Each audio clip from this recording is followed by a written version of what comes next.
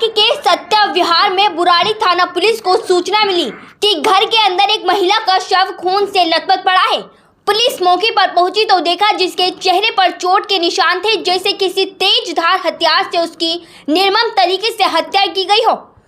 Police ने शव को कब्जे में लेकर पोस्टमार्टम के लिए भेज दिया और इस पूरे मामले की जांच गंभीरता से शुरू की गई। उत्तरी दिल्ली जिला के डीसीपी मनोज कुमार मीणा द्वारा स्पेशल स्टाफ व लोकल पुलिस संयुक्त एक टीम का गठन किया गया, जिसमें कई दिल्ली पुलिस के सीनियर अधिकारी शामिल किए गए।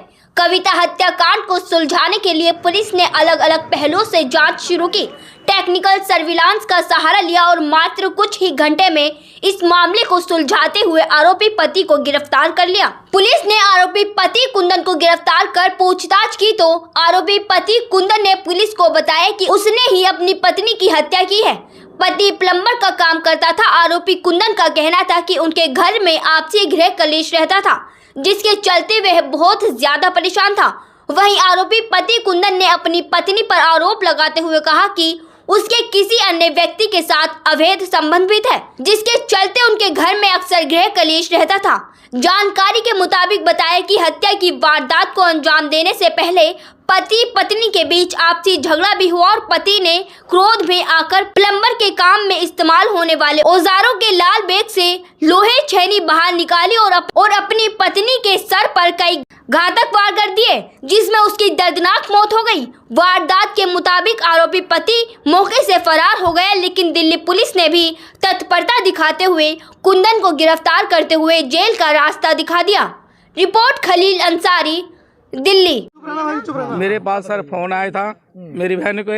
ये बहन कहने लगी भैया अब मेरी बहन नहीं रही। मैं गाड़ी चला रहा था सर, मैं एम्स हॉस्पिटल गया था किसी को सामान देने के लिए। मेरे पास बिल अभी रखा हुआ है, तो मेरे को एकदम होपलेस हो गया। फिर मैंने पूछा कैसे हादसा हुआ।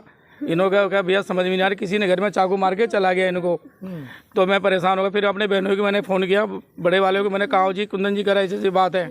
कह मैंने बोला कि जिसके साथ मतलब आपको किसी पे डाउट तो नहीं है। कह रहे भैया मैं तो काम कर रहा हूँ, मुझे लग रहा है उसी आदमी का हाथ होगा। अभी 2-3 दिन पहले अभी बीच में बहस हुई थी। कौन है? अब ये सब मैं नहीं जानता किससे बहस हुई होगी इन दोनों की। हाँ, तो उन्होंने मेरी बहनों ने बोला कि एक बार जाकर उससे बोले इस बात को। तो कोई सुरेंद्र जाट कोई बता रहे थे, कुछ बता रहे थे मुझे। उसी का नाम प्रशांत है, उसी का नाम सुरेंद्र जाट भी है। बहुत बुरा हाल है सर, बुरा हाल है बता रहे मेरी बहन। मैंने तो साफ देखा नहीं, मैं यहाँ मेरी बहन को देखा नहीं जाएगा। उसको बुरा हाल कर दिया, चाकू मार के। मेरी बहन के मुंह पे यहाँ चाकू है, यहाँ चाकू है, आँख पे, पूरा हाथ सब में सब जगह चाकू मारा हुआ है। दांत टूट के नीचे गिरा हुआ है। हाँ, इतने छोटे छोटे टुकड़े पड़े हुए हैं। हाँ, पूरा चादर पे खून है बैठ के, और दीवार पे पूरे में खून है। मेरी बहन को बहुत बुरी तरह मारा है। मुझे सुरेंद्र जाट पे शक है, बाकी आप लोग ढूंढो उसे, कोई भी हो। हाँ, मेरी बहन मुझे बताती थी कि अगर मैं उस बंदे से बात नहीं करती हूँ ना, तो वो मुझे टॉर्चर करता है, बोलता है मैं तुम्हें मार डालूंगा, रास्ते में कहीं भी धक्का मार दूंगा, कहीं से उठवा लूंगा। वो मेरे पे 2-2 3-3 केस चल रहा है, मेरे पे 1-2 और चल जाएगा, मुझे फर्क नहीं पड़ेगा। वो ऐसे बोलती थी उसके बारे में। हाँ, तो हमें वो बंदा पसंद नहीं था शुरू से ही। हम बोलते थे इससे मत बात किया करी, मुझे अच्छा नहीं लगता बिल्कुल भी। तो ये वो बात करना बंद कर दी थी जब से उसका पति घर में रहने लगा। उससे पहले उसका पति उसके साथ नहीं रहता था, फिर वो रहने लगा तो उसने बात करना बंद कर दी। तो इनके बीच में रोज लड़ाई होती थी। वो कहता था मुझसे बात क्यों नहीं करती है, मेरे से मिलने क्यों नहीं आती। मेरी दीदी कहती थी मैं नहीं आऊँगी, मेरे पति है, मेरे बच्चे हैं, मैं अपने पति बच्चों के साथ रहूँगी। और वो रोज़ बोलता था। कल भी कह रही थी, वो 10, 11, 12 बजे के आसपास वो आया था उसके घर पे। उसने उसे घर से बाहर भगा दी थी। क्या आज भी कुछ बात हुई थी, कुछ जानकारी दी? आज का कुछ आखिरी बार 11:15 बजे मेरी बात हुई। मेरी दीदी ने बस मेरी बाबू की हालचाल पूछी, मेरे दोनों बच्चों की तबीयत खराब है। तो बोली रंजू बाबू ठीक है। आप अंदर गए होंगे, हाँ। तो क्या कोई और सामान गायब था, कुछ ऐसा था? मैंने कुछ भी नहीं देखी, बस मैं तो अपनी बहन को देख रही थी। मेरी बहन की तो हालत भी देखने लायक नहीं है। मेरी तो बहन मैं 6:30 बजे आई थी। नीचे देखा था मैंने, अंदर कमरे में गई थी, मम्मी को देखा ऐसे। फिर मैं वहाँ गई दुकान वाले अंकल के पास। मैंने बोला अंकल ऐसा हो गया। जाने वाली थी, उतने में मुँह से आ गई मेरी। बस इतना ही देखा। अंदर किस हालात में थी? मैंने खून ही खून हो रखी थी मम्मी, पूरे खून में हो रखी थी मम्मी। क्या किस तरीके से, क्या लग रहा है, क्या मारे हैं?